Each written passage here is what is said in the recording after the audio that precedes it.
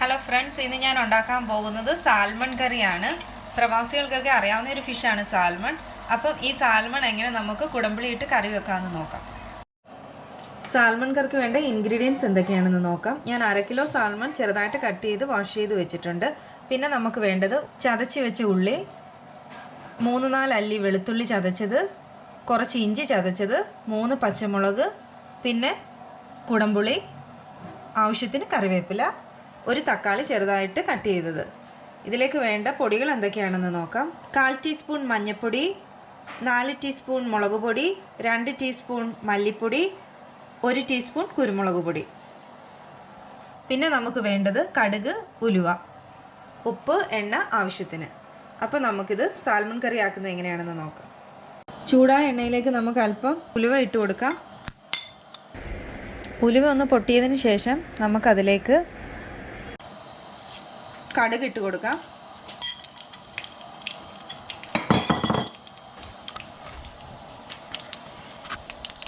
ഇനി നമുക്കിതിലേക്ക് ഉള്ളിയും വെളുത്തുള്ളിയും ഇഞ്ചിയും പച്ചമുളകും ഇട്ട് കൊടുക്കാം.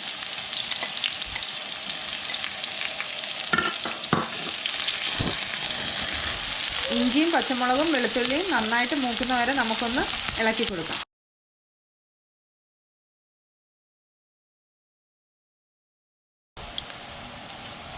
ഇപ്പോൾ നമ്മുടെ ഇഞ്ചിയും വെളുത്തുള്ളിയും എല്ലാം മൂത്ത് വന്ന് ഇതിലേക്ക് നമുക്ക് എടുത്തു വെച്ചിരിക്കുന്ന പൊടികൾ ഇട്ട് കൊടുക്കാം.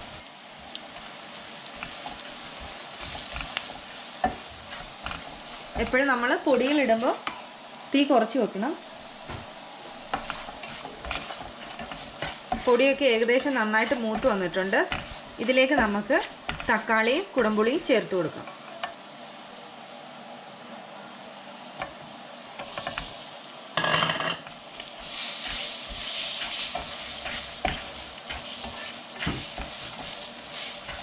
ഇതിലേക്ക് നമുക്ക് കറിവേപ്പിലയും കൂടെ ഇട്ട് കൊടുക്കാം.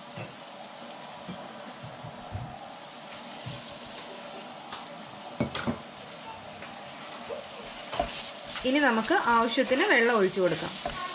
ഞാൻ തിളപ്പിച്ച് വെച്ചിരിക്കുന്ന വെള്ളമാണ് ഒഴിച്ചു കൊടുക്കുന്നത്.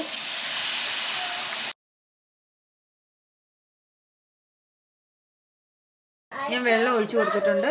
ഇനി നമുക്ക് ഇതൊന്ന് തിളയ്ക്കുന്നത് വരെ വെയിറ്റ് ചെയ്യാം.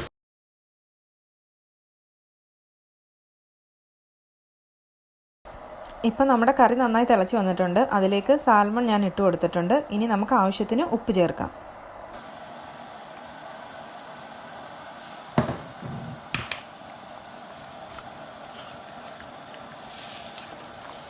ഇനി നമുക്കിത് അടച്ചു വെച്ച് കുക്ക് ചെയ്തെടുക്കാം. നമ്മുടെ സാൽമൺ കറി റെഡി ആയിരിക്കുകയാണ്. നോർമലി എല്ലാവരും ഇത് ഗ്രില്ല് ചെയ്യുകയും ഫ്രൈ ചെയ്യുകയും ഒക്കെയാണ് ചെയ്യുന്നത്. ഇങ്ങനെ കുടംപുളി ഇട്ട് കറി വെച്ചാൽ നല്ല ടേസ്റ്റാണ്. എല്ലാവരും ട്രൈ ചെയ്ത് നോക്കണം. ഇഷ്ടപ്പെട്ടാൽ ലൈക്ക് ചെയ്യണം, സബ്സ്ക്രൈബ് ചെയ്യണം. Thank you.